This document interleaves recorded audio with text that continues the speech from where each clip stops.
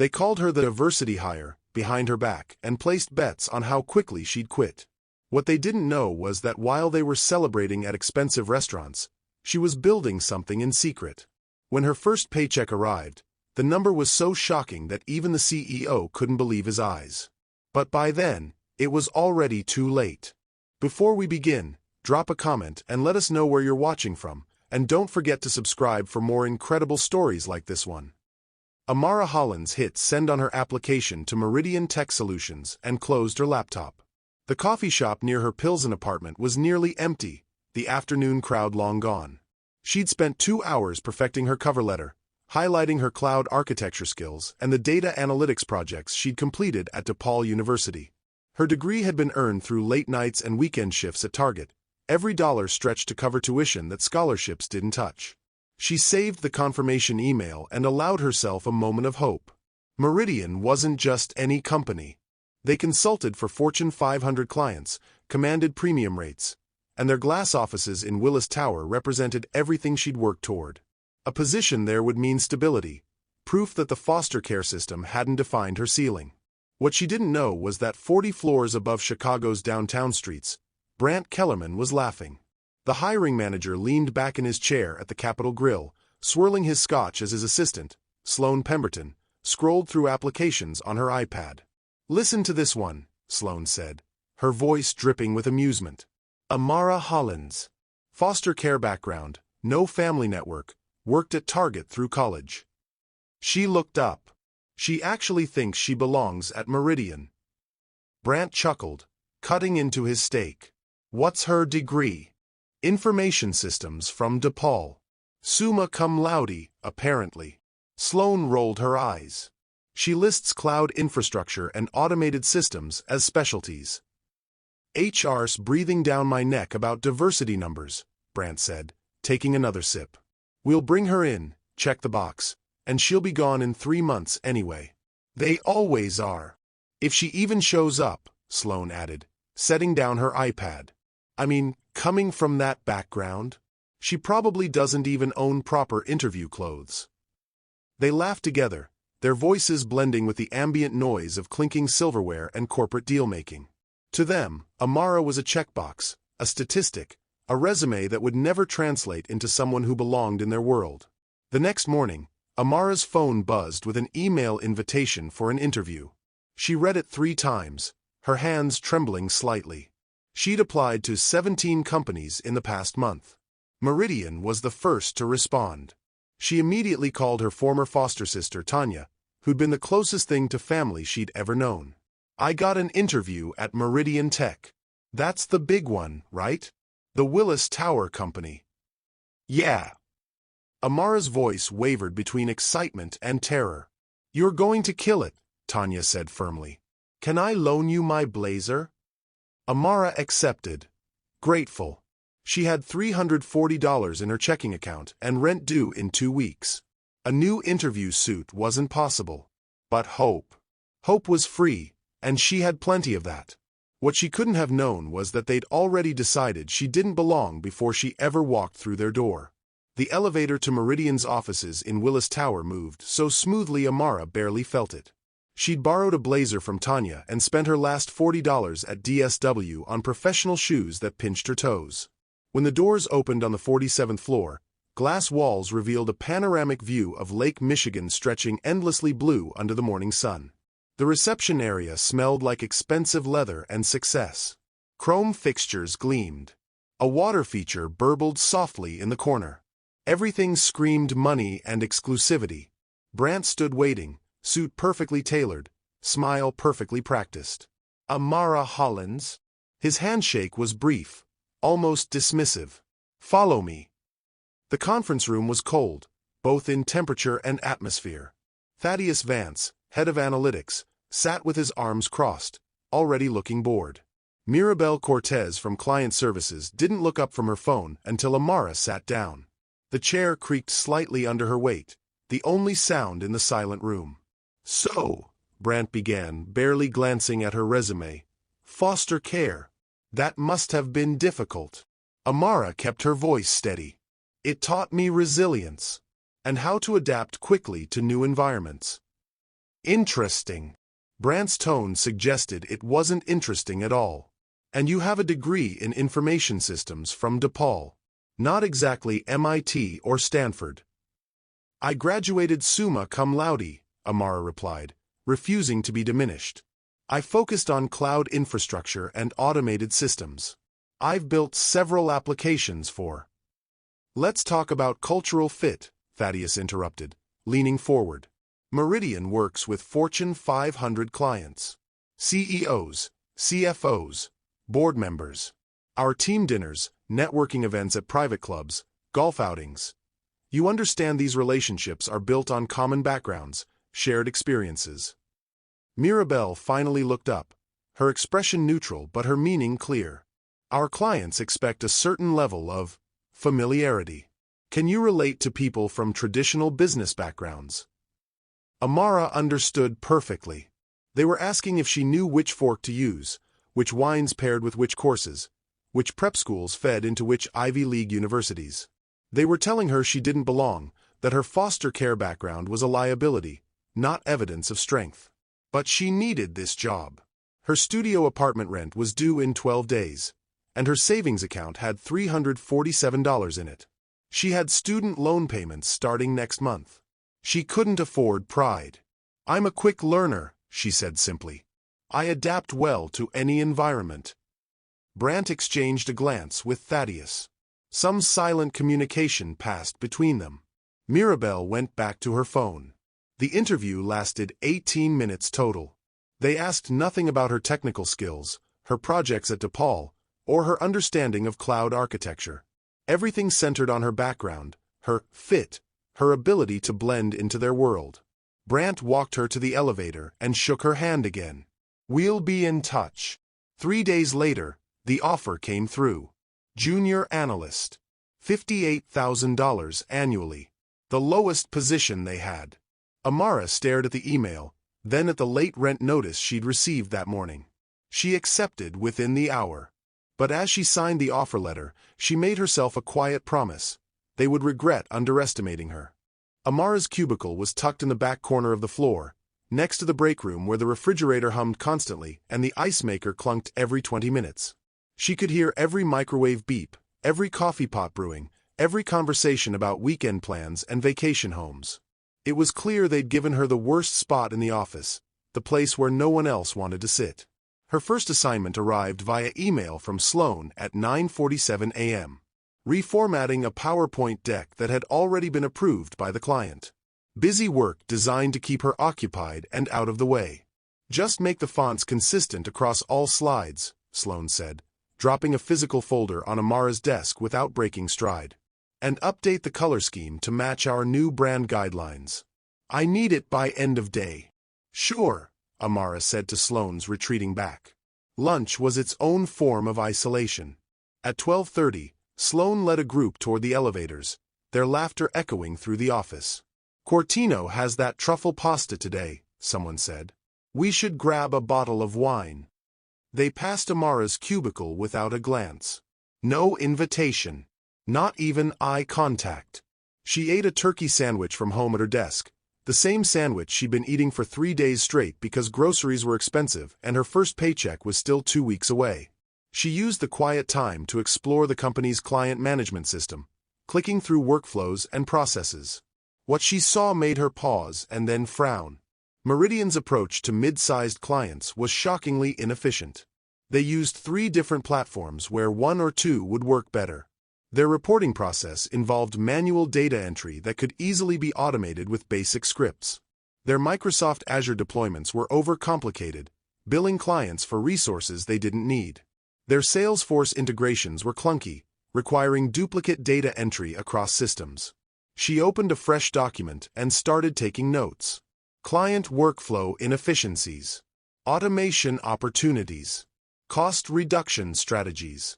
Her fingers flew across the keyboard as ideas flowed. When Thaddeus passed her cubicle 20 minutes later and saw her screen, he stopped walking.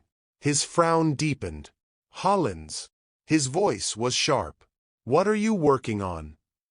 I was just reviewing the client systems and noticed some. You're not paid to redesign our systems, he interrupted. You're paid to do what you're assigned. Is that PowerPoint finished? Not yet, but then that's what you should be focused on. We've been operating this way for 8 years. I think we know what we're doing. Amara closed the document without another word. Thaddeus walked away, shaking his head slightly as if disappointed but not surprised. That evening, back in her studio apartment, Amara reopened the document. She continued writing, documenting every inefficiency, every opportunity, every way Meridian was leaving money on the table. If they wouldn't listen now, she'd make herself indispensable later. Or so she thought. What she didn't know yet was that no matter how good she became, no matter how much value she created, they would never see her as anything more than the diversity hire in the corner cubicle. And that realization would change everything. 3 months in, and Amara had perfected the art of being invisible. She arrived at 7:30 a.m. before anyone else, left at 6 p.m. after most had gone, and produced flawless work that others claimed without hesitation or guilt. The automated reporting system had taken her 6 weeks to build. Late nights in her apartment, testing and retesting using Python libraries and Tableau visualizations. It could pull data from all 3 of Meridian's disconnected platforms, reconcile discrepancies automatically, and generate comprehensive client reports in minutes instead of the 15 hours the analytics team currently spent each week doing it manually. She'd documented every feature, created a user guide, and even recorded a demonstration video. When she finally gathered the courage to approach Thaddeus, her laptop was ready with the presentation. "Hey, Thaddeus, do you have a minute? I built something that could really help the team." He barely looked up from his email. "What is it?" "An automated reporting system. It integrates our 3 platforms and generates reports automatically. Could save us 15 hours a week minimum." "Amara." He sighed like a parent dealing with an overexcited child. "I don't have time for side projects. Just stick to your assignments, okay?" "But if you just looked at..." "I said I don't have time." His tone left no room for discussion. She closed her laptop and walked back to her corner cubicle, the hum of the refrigerator her only companion. The following week, the monthly all-hands meeting filled the main conference room. Amara sat in the back row, notepad open, listening as department heads presented updates. When Sloan walked to the front, projector remote in hand, Amara felt a strange premonition. "I'm excited to share a solution we implemented for Hartman Industries," Sloan began, clicking to the first slide. They were struggling with their Salesforce integration, losing data between systems, spending hours on manual reconciliation. Amara's breath caught. She knew this presentation. She'd built this solution. "We developed a custom integration framework," Sloan continued, describing word for word the exact approach Amara had designed, implemented, and documented. Response time improved by 40%, data accuracy by 95%, and we eliminated 6 hours of weekly manual work. The room erupted in applause. Brant stood and shook Sloan's hand. "Excellent work. This is exactly the innovation we need." Amara sat frozen, her pen hovering over her notepad. Not a single mention of her name. Not even a team effort acknowledgement. Just Sloan, accepting praise for work she hadn't done. After the meeting, Amara walked past Sloan in the hallway. Their eyes met briefly. "Nice presentation," Amara said, her voice carefully neutral. Sloan smiled, the kind of smile that acknowledged everything while admitting nothing. "Thanks. You know how it is. Team effort." She walked away, heels clicking confidently against the polished floor. That night, Amara created a new folder in her personal Google Drive. She titled it Documentation and began uploading everything. Every email, every project file, every piece of work she'd completed with timestamps, original drafts, and client communications. She didn't know exactly why she was doing it. Just instinct born from years of having to prove herself in a system designed to overlook her. But as she saved the final file at 1:30 a.m., a different thought crystallized. If they wouldn't value her work here, perhaps she should value it herself. Her cursor hovered over a new document. She titled it Project Streamline IQ and started typing. Amara's studio apartment in Pilsen was small, barely 400 square feet, but it was hers. The $58,000 salary covered rent, utilities, and not much else. She'd mastered the art of grocery shopping at Aldi, stretching $20 into a week's worth of meals. Rice, beans, frozen vegetables, chicken when it was on sale. The Instagram-worthy brunches her co-workers posted about might as well have been on another planet. But giving up, that had never been an option. Not when she'd aged out of foster care with nothing but a high school diploma and determination. Not when she'd worked full-time at Target while taking a full course load at DePaul. Not now. Every evening after work, she'd heat up a simple dinner, wash her single plate and fork, then walk 3 blocks to the Chicago Public Library. The main branch stayed open until 9 p.m., and the Wi-Fi was reliable and fast. She'd claim the same corner desk on the 3rd floor and open her laptop, the building quiet except for the occasional shuffle of pages or the whisper of the librarian helping a patron find books. Streamline IQ was taking shape line by line, function by function. A SaaS platform that helped small businesses automate their customer data management using AI. Everything she'd noticed was broken at Meridian: the disconnected systems, the manual data entry, the inefficient workflows. She was fixing for companies that actually needed affordable solutions. The interface was clean and intuitive. The automation was seamless. The pricing was accessible, not the premium rates Meridian charged that put them out of reach for most businesses. By week 7 of development, she had a working beta version. She needed real test clients, real feedback, real validation that she wasn't building something only she understood. The bakery on 18th Street agreed first. Maria, the owner, was drowning in customer orders tracked across email, text messages, paper receipts, and a notebook she kept by the register. "I spend 3 hours every evening just trying to figure out what I need to bake tomorrow," she admitted. Streamline IQ consolidated everything into one dashboard. Orders automatically categorized by date, customer preferences tracked and suggested, inventory management integrated. After the first week, Maria called Amara at the library. "This is incredible," Maria said, her voice filled with genuine amazement. "How much will it cost when you launch?" "Beta testing is free," Amara replied. "But when I officially launch, probably $99 a month." "I'd pay double that. Triple, even. You don't understand how much time this saves me." The boutique law firm came next, needing client intake automation. Then the vintage clothing store on Ashland Avenue, struggling to manage online and in-store inventory. 3 businesses, 3 different needs, 3 glowing responses.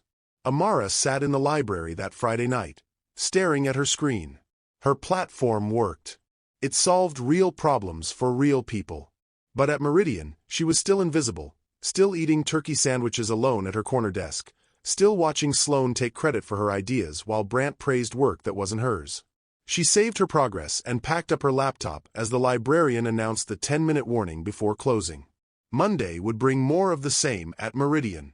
But now, for the first time since joining that company, she felt something she hadn't felt in months: hope. The question was, what would she build with it? Month 5 at Meridian, and the patterns had calcified into routine. Amara's cubicle, her assignments, her invisibility. But outside those glass office walls, everything was different. Everything was changing. Streamline IQ had 47 paying clients now. The 3 beta testers had told their business networks, and those connections had told others. Word spread through Chicago's small business community like wildfire. A solution that actually worked, that didn't require a computer science degree to use, that cost hundreds instead of thousands per month. Businesses were signing up at all 3 pricing tiers: $99 for basic features, $199 for advanced automation, $299 for the full enterprise package with priority support. Amara's personal bank account, which had held $347 when she started at Meridian, now showed $6,400 in available balance. She'd made more from Streamline IQ's first real month than she made in 2 months at Meridian. But she told no one at work. Every morning, she still arrived at 7:30 a.m. Still ate lunch alone at her desk. Still watched the afternoon crew leave for happy hour at bars where a single cocktail cost what she spent on groceries for 3 days. The holiday party invitation arrived via company-wide email in mid-December. Annual celebration at RPM Steak, one of Chicago's most exclusive restaurants. Business formal attire required. Cocktail reception at 6:30 p.m. Dinner at 7 p.m. Amara read it twice, then checked the time. She marked her calendar and bought a simple black dress from Target during her lunch break. That afternoon, a follow-up message appeared in the team's Slack channel, sent by Sloan to everyone except Amara. Looking forward to celebrating with the real team tomorrow night. Pre-party at my place at 5:30. You know who you are. Clinking glasses. 17 people reacted with thumbs up and party emojis. Amara wasn't included in the pre-party. She wasn't included in the group transportation they'd arranged. When she arrived at RPM Steak at 6:45 p.m., dressed in her Target dress and borrowed heels, the hostess couldn't find her name on the list. I work at Meridian Tech, Amara said quietly. I received the invitation. Let me check again. The hostess scrolled through her tablet twice before finding Amara's name at the very bottom, apparently added as an afterthought. Inside, the restaurant gleamed with holiday decorations and expensive taste. Brant held court near the bar, his laugh booming across the room as he told some story that had the circle around him in stitches. Sloan, Thaddeus, and Mirabelle stood together near the windows, champagne glasses catching the city lights. Designer dresses, tailored suits, the easy confidence of people who'd never questioned whether they belonged. No one acknowledged Amara's arrival. She found a seat at the edge of the main dining area and ordered water.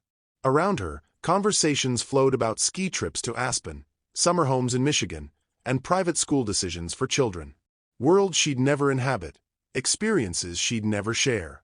At 9 p.m., she quietly excused herself. No one noticed. She walked to the Red Line station, her breath visible in the December cold, and checked her phone while waiting for the train. 3 new Streamline IQ signups. Another $750 in monthly recurring revenue. A notification from her business bank account showing the month's total deposits, $8,100. She smiled to herself as the train pulled into the station, its lights cutting through the winter darkness. They had no idea what she was building, no idea what she was becoming. And when they finally figured it out, it would be far too late. The email from Built in Chicago arrived on a Tuesday morning while Amara was reformatting yet another PowerPoint presentation for Sloan. The subject line made her heart stop. Interview request, Streamline IQ feature article. She clicked it open, hardly breathing. Dear Ms. Hollins, my name is Jason Chunault, and I'm a tech reporter with Built in Chicago. I recently discovered Streamline IQ while researching emerging SaaS platforms in the Chicago market. I've spoken with several of your clients, including Maria's Bakery, Caldwell & Associates Law Firm, and Vintage Redux. Their praise for your platform was unanimous and enthusiastic. I'd love to feature Streamline IQ and interview you about how you built the platform and your vision for its future. Are you available for a call this week? Amara read it 3 times. A real tech reporter. A feature article. She responded during her lunch break, typing carefully in her corner cubicle while the break room refrigerator hummed its familiar song. They scheduled the interview for that evening at 7 p.m. The call lasted 90 minutes. Jason asked thoughtful questions about her development process, her target market, her competitive advantages. Amara spoke passionately about solving real problems for businesses that had been overlooked by enterprise solutions. She mentioned nothing about Meridian, nothing about her day job, nothing about the corner cubicle where she was currently invisible. The article published 4 days later. Local developer disrupts small business software with Streamline IQ ran with screenshots of her platform, testimonials from clients, and a professional photo Amara had taken specifically for her business website. Within 6 hours, her sign-up page crashed from traffic. Her phone buzzed constantly with notifications. Requests for demos, questions about pricing, inquiries about custom features. By the end of the first day, she had 147 new sign-ups pending. Amara worked through the weekend, barely sleeping, scaling her servers using AWS infrastructure she'd learned about at DePaul. She upgraded her hosting plan, optimized her database queries, implemented a queuing system for onboarding. By Monday morning, Streamline IQ was live, stable, and handling over 400 active users. Tuesday brought an email that changed everything. Ms. Hollins. My name is Richard Castellano, managing partner at Horizon Ventures. We specialize in early-stage technology investments, particularly in SaaS platforms serving underserved markets. We've been following Streamline IQ's growth with great interest. We'd like to discuss investment opportunities. Are you available to meet at our office this week? Amara sat frozen at her desk. Horizon Ventures wasn't some small angel investor. They were one of Chicago's top venture capital firms. She'd read about them in TechCrunch, seen their portfolio companies featured in Forbes, and they wanted to meet with her. She requested her first personal day at Meridian. The request went to Thaddeus, who approved it without comment or questions. To him, she was still just the junior analyst who reformatted PowerPoints. Thursday morning, Amara took the Red Line to River North. Horizon Ventures' office occupied 3 floors of a glass tower, all minimalist design and expensive furniture. Richard Castellano and 2 partners listened as Amara walked them through Streamline IQ's technology, growth metrics, client retention rates, and her vision for scaling. She'd practiced the pitch 17 times in her apartment. She didn't stumble once. We'd like to offer $2.3 million in seed funding, Richard finally said, leaning back in his chair. Standard terms would give us a 35% stake in the company. Amara had researched this moment. She'd read books, watched videos, talked to Tanya about negotiation strategies. I'll accept $2.3 million for a 27% stake, she said calmly. I maintain majority control and final decision-making authority on all strategic matters. Richard smiled, glancing at his partners. You've done this before? No, Amara said. But I know my worth. They negotiated for another hour. When Amara walked out of that building, she had a term sheet for $2.3 million at 27% equity. She'd maintained control of her company. The orphan from foster care had just secured venture capital funding while keeping majority ownership. She signed the final documents 3 days later, and suddenly everything was different. Monday morning, Amara walked into Meridian carrying a Starbucks Reserve coffee instead of her usual home-brewed thermos.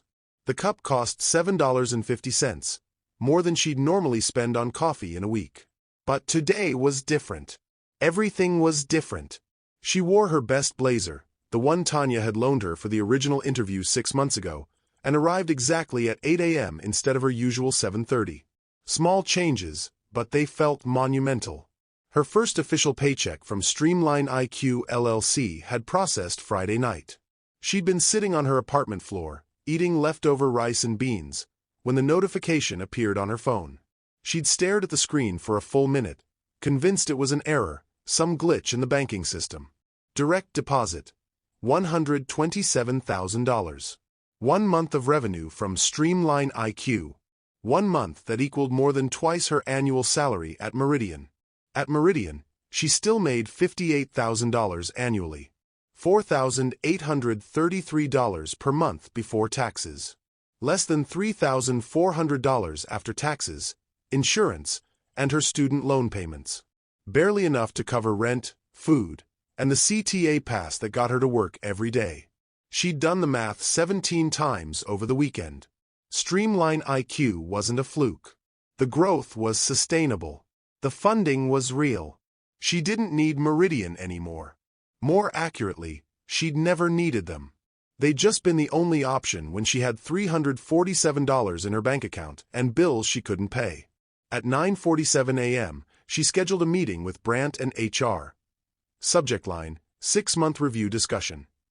The meeting was set for 10 a.m. She spent the 13 minutes organizing her desk, backing up files to her personal drive, and breathing slowly. Brandt showed up at 10:07, coffee in hand, already looking bored. Jennifer from HR followed, laptop open, settling into a chair with the distracted air of someone attending a routine meeting. So, Hollins, Brandt began, not quite making eye contact. 6 months in. I'll be honest, you've exceeded our expectations for retention. We had a pool going on whether you'd make it 3 months. He said it like it was a joke, like casual cruelty was office banter. Amara pulled a single sheet of paper from her folder and slid it across the table. I'm here to submit my 2-week notice. The room went silent. Actually silent. Jennifer looked up from her laptop mid-keystroke.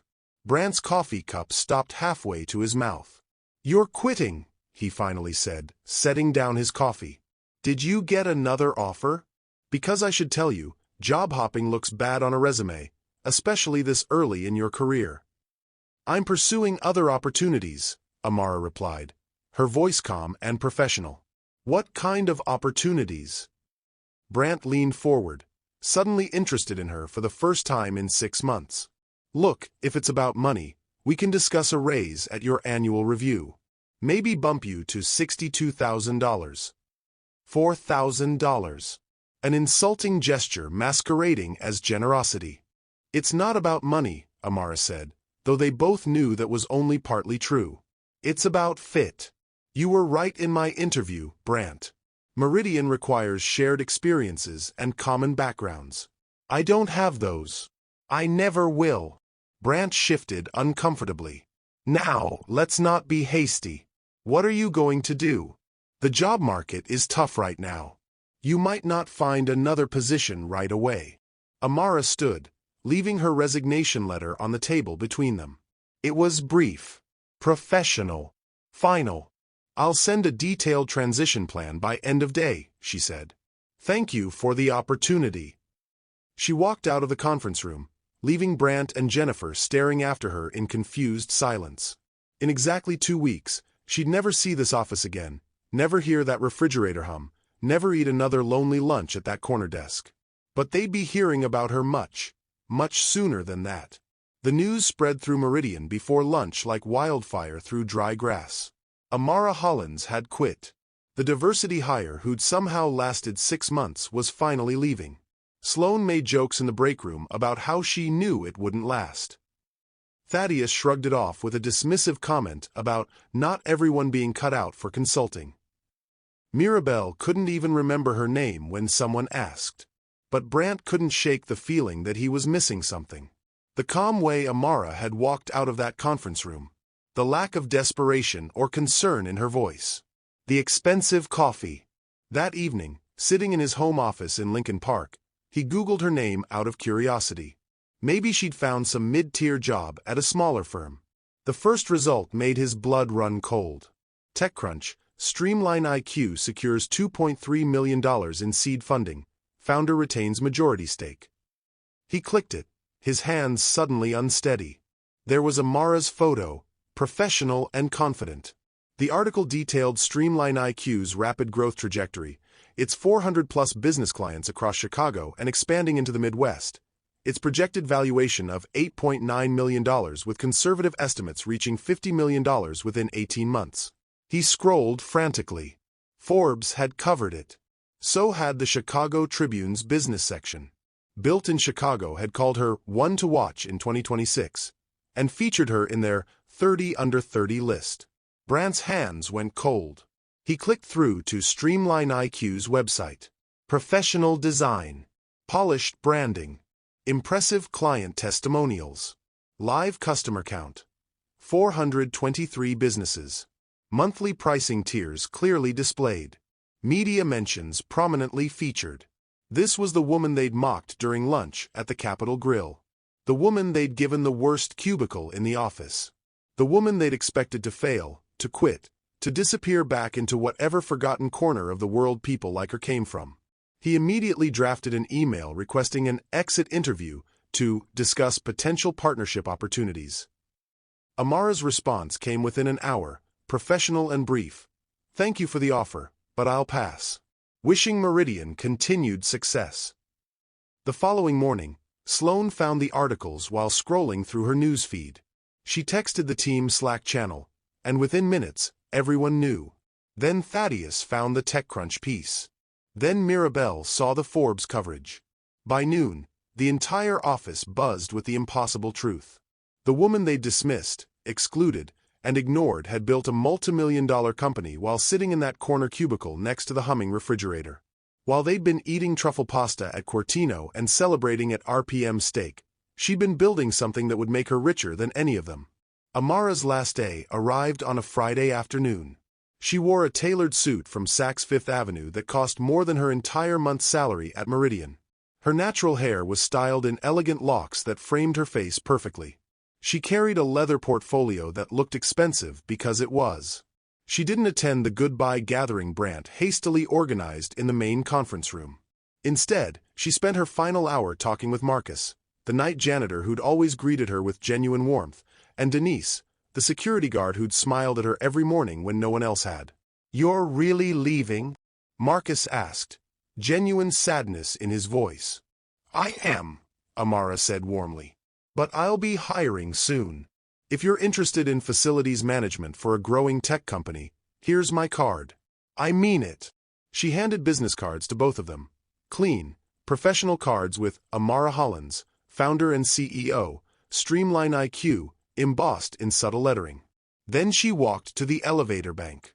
Brant tried to intercept her in the lobby, all false enthusiasm and desperate networking, talking about potential synergies, and collaboration opportunities, and maintaining relationships. Amara smiled politely, shook his hand with the practiced grace of someone who'd already moved past this moment, and walked through the revolving doors of Willis Tower for the last time. The Chicago afternoon sun hit her face, warm despite the winter cold. She took a breath that felt different from every breath she'd taken for the past 6 months. Freedom. 6 months later, Streamline IQ occupied an entire floor in a modern River North building with floor-to-ceiling windows and an open floor plan designed for collaboration. 12 full-time employees, including 2 former Meridian analysts who'd reached out to Amara directly, tired of the culture that had driven her away. The company had exceeded every projection. Series of funding was in final negotiations. Valuation estimates had climbed to $47 million. Brant saw the Forbes feature article from his desk at Meridian, where he was still reformatting PowerPoints and pretending their outdated systems were industry best practices. Sloan scrolled past Amara's LinkedIn update announcing Streamline IQ's expansion into 5 new states, her finger hovering over the "like" button before moving on. Thaddeus declined to comment when a Chicago Business Journal reporter asked about his former employee who was disrupting the small business software space. But Amara wasn't thinking about any of them anymore. She was too busy building something they'd never believed she could achieve. Too busy mentoring other women from foster care who wanted to break into tech. Too busy proving that talent and determination didn't require the right last name or the right connections. The orphan with no family, no network, no pedigree had built her own empire, her own team, her own legacy, and she'd done it while they laughed. Now, they couldn't say a word. They laughed at her background. They mocked her dreams. But she had the last word. If this story inspired you, subscribe to Choice Story for more tales of underdogs who refuse to stay down. Your support means everything.